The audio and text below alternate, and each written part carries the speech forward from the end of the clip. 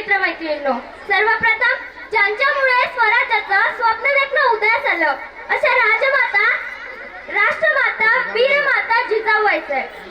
पण मुलखामध्ये राहून स्वराज्य निर्मितीचं स्वप्न पाहणारे शहाजीराजे भोसले आणि ज्यांचा इतिहास आठवला की डोळ्यात पाणी आणि अंगावर शहारे आल्याशिवाय राहत नाही असे छत्रपती शिवाजी महाराज.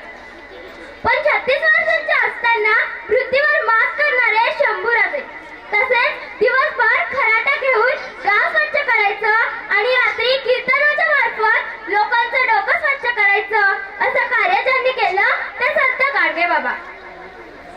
आज मी माझ्यासारखी सामान्य मुलगी पुढे येऊन बोलू शकते ते फक्त सावित्रीबाई फुले आणि महात्मा फुले यांच्यामुळे, ज्यांनी प्रदान केलेल्या संविधानामुळे आज सगळा राज्यकारभार चालतोय ते डॉक्टर बाबासाहेब आंबेडकर. या सर्व महामानवांना वंदन करते आणि माझ्या मनोगताला सुरुवात करते.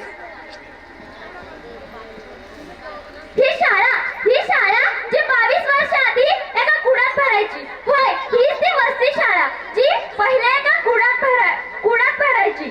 सर्वप्रथम तर ही शाळा कधीपासून सुरुवात झाली हे मी तुम्हाला सांगू इच्छिते.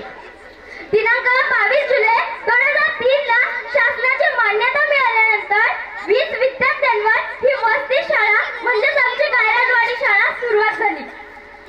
2008 मध्ये जिल्हा परिषद शाळेत रूपांतर या शाळेचे झाले आणि शासकीय इमारत मुलांना उपलब्ध झाली. या शाळेची निर्मिती आणि गावातील एक होतकरू BA पर्यंत शिकलेला एक तरुण म्हणजे दत्तू हावळे यांची ग्रामपंचायतने स्वयंसेवक म्हणून निवड केली. सुरुवातीला हावळे गुरुजींचा प्रवास म्हणजे गावापासून 3 किलोमीटर पायी चालत येऊन वस्तीवरील मुलांना हॉल करून शाळा भरवायची. आमच्या हावळे सरांनी लोकसहभागातून शाळेची आकर्षक रंगरंगोटी करून घेतली. तसेच शाळेत सौर ऊर्जा साऊंड सिस्टीम बसवली. 2018 ला जिल्हा बदली झाल्यानंतर सहशिक्षिका योगिता निकम या आमच्या शाळेतील सहशिक्षिका म्हणून आम्हाला लाभल्या. त्यांचा स्वभाव म्हणजे खूप मयाळू होता. मॅडम आम्हाला एवढं रंगवून आणि फुलवून शिकवायच्या की न आवडता विषय सुद्धा आमचा आवडीचा विषय होऊन जायचा. 22 वर्षाच्या कालखंडात हावळे सरांनी कायापालट केला. शिक्षणाची संधी मला या शाळेत 5 वर्ष शिक्षणाची संधी मिळाली. विद्यार्थी जीवनाचा नंददीप आयुष्यभर करणारे, इतरांच्या दुःखासुखात सदैव सर्वांच्या सोबत राहणारे आदरणीय हावळे सर आणि निकम मॅडम.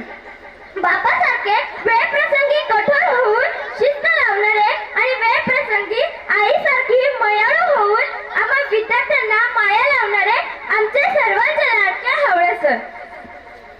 सर आणि मॅडम, तुम्ही यशस्वी मोठं होण्याइतकं सहज आम्हाला दिलं, मायाही लावली, सागरासारखं प्रेमही दिलं. परीक्षा कसा होता हे आम्हाला माहीतच नव्हतं. पण सर आणि मॅडम, तुमच्यामुळे आज आमच्या जीवनाचं सोनं झालं. आणि सरांनी आम्हाला कधीच कशाची कमी पडू दिली नाही. जिथं कमी तिथं मी, जिथं कमी तिथं मी या युक्तीप्रमाणे नेहमी सर आमच्या पाठीशी राहायचे. आणि ज्यांचं पहिलं पाऊल पडतात त्यांचा स्वभाव माझ्या मनामध्ये रुजला अशा आमच्या अश्विनी मॅम. मला तर त्या कसं शिकवतात ते माहीत नाही, कारण आता मी या शाळेची विद्यार्थिनी नसून माझी विद्यार्थी आहे म्हणून. तसेच आमच्या अश्विनी मॅम यांचा स्वभाव गुलाबाच्या फुलासारखा आहे हे मला कळालं. म्हणून या शाळेतील मॅडमसाठी मला म्हणावंसं वाटते, मायेचा पदर सोडून पहिलं पाऊल जेव्हा टाकलं, मायेचा पदर सोडून पहिलं पाऊल जेव्हा टाकलं, शाळेमध्ये येताच बाई तुम्हाला पहिलं पाहिलं, शाळेमध्ये येताच बाई तुम्हाला पहिले पाहिलं. अनोळखी तो चेहरा हसला तर जरा पण आपला वाटला. हात धरला तुम्ही जेव्हा हुंका माझा आपसूक थांबला, हात धरला तुम्ही जेव्हा हुंका माझा आपसूक थांबला. केवळ पुस्तकेच नव्हे तर शिकवली माणसेही वाचायला, केवळ पुस्तकच नव्हे तर शिकवली माणसेही वाचायला. म्हणूनच पुस्तकाच्या